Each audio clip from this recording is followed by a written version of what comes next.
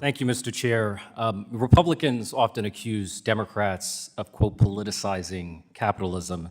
So I have a simple question for the Comptroller. Who's the most efficient allocator of capital, Donald Trump or the free market?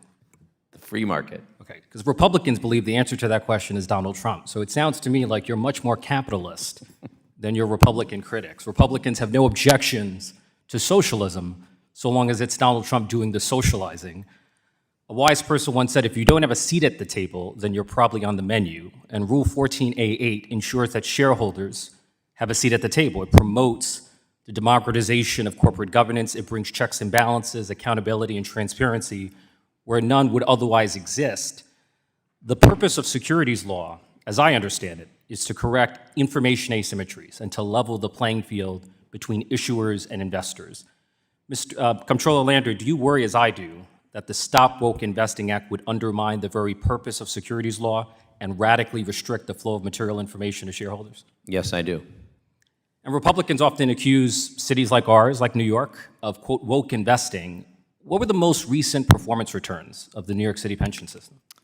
Let me get the numbers. We just announced at June 30th that for the year ending June 30th, we had one-year returns of 10.3%, exceeding the state standard of 7%, and saving about $2 billion for taxpayers. So you saved $2 billion for taxpayers. And so under your financial stewardship, New York City has shown that it is possible to do well and to do good at the same time, that shareholder value and social responsibility can be mutually reinforcing. Now, under the Stop Woke Investing Act, the word material is radically redefined. It will no longer include, quote, any portion of financial risk that primarily relates to events that involve a high degree of uncertainty regarding what occur in the long-term future. And so with that definition in mind, I want to present the following hypothetical to you. I sit on the China Committee, and we in Congress have a bipartisan concern about rising tensions in the Taiwan Strait.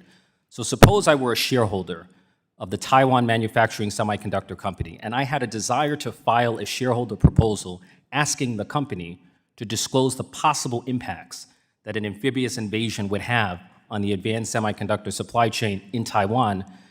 It would seem to me that under the Stop Woke Investing Act, my proposal would not qualify as material because it involves a high degree of uncertainty regarding what may occur in the long-term future. So let that sink in for a moment. An existential risk to the world's most critical and fragile supply chain would not qualify as material under the Stop Woke Investing Act. Is there any universe in which that makes sense to you as a fiduciary?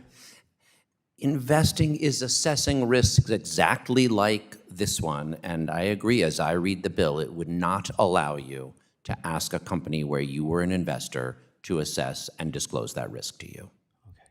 Well, look, the cruel, almost Orwellian irony of this legislation is that the most material risk that a company can face, whether it be climate change or war, would no longer qualify as material under the law.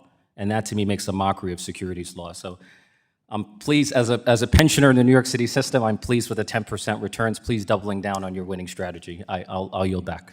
Thank you.